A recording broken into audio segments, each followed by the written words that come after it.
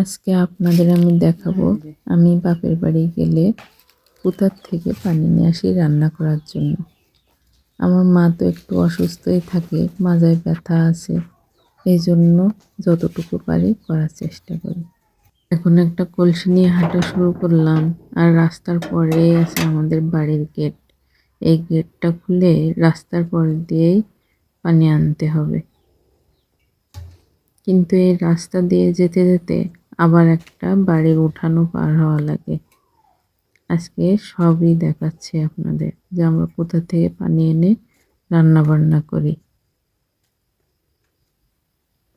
আমি হাঁটতে লাগি আর আপনারা চারপাশটা দেখেন যে আমি কোথায় যাচ্ছি পানি নিয়ে আসার জন্য। সামনে শুধু বাগান আর বাগান, খেজুর গাছ, কলা গাছ, মেহগনি গাছ, এইগুলো দিয়েই ভরা। চারিপাশে বাগান দেখলে মনে হবে আশেপাশে মনে হয় কোনো বাড়ি ঘরই নেই, শুধু বাগানই আছে।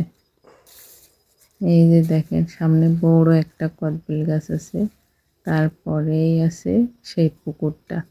আমরা পুকুরের পানি দিয়ে রান্না বান্না করি বেশিরভাগ, আর ভাত রান্না করা হয় বৃষ্টির পানি দিয়ে।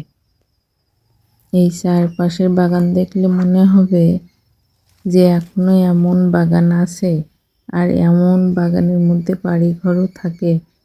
আর এই এলাকার মানুষজনও বা কেমন শিক্ষিত কিনা বা মূর্খ এরকম মনে হতেই পারে, কিন্তু আমাদের গ্রামটা অনেক শিক্ষার হারও বেশি, অনেক ভালো। এই যে চারপাশটা দেখেন বাগানে ভরা, আর ঘাটের কি অবস্থা। পুকুরে পুরা যখন পানি থাকে তখন ওই বারবার ওঠানামার জন্য বাঁশের ঘাট তো একটু নষ্ট হয়ে যায়, তবে আমি আস্তে আস্তে নামছি পানি ওঠানোর জন্য।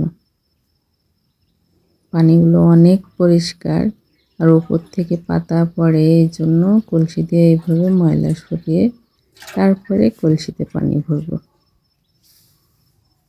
এই যে আমি এখন কলসিতে পানি ভরে নিলাম, আবার যে পাশ দিয়ে আসছিলাম সেই পাশ দিয়েই বাড়ি চলে যাব।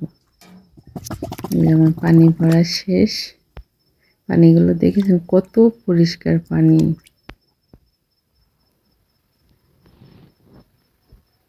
এখন আমি আস্তে আস্তে উঠছি আর আপনাদের দেখাচ্ছি। এই পুকুরে নামতেও একটু কষ্ট, উঠতেও কষ্ট। ভরা কলসি নিয়ে ওঠা তো কষ্ট হবেই, তবে এই কলসি নিয়ে আমি আর বেশি কথা বলতে পারবো না বা ভিডিও করতে পারবো না, তবে দেখালাম যে আমরা কোথা থেকে পানি নিয়ে আসি। আল্লাহ হাফেজ।